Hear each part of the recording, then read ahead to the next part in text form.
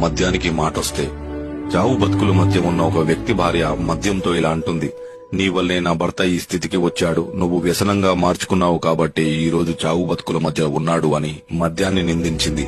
అప్పుడు మద్యం అంటాడు, పిచ్చిదానా, మొదటిసారి నీ భర్త 16 ఏళ్లప్పుడు అమ్మాయి ప్రేమించి మోసం చేసిందని చద్దామనుకున్నాడు.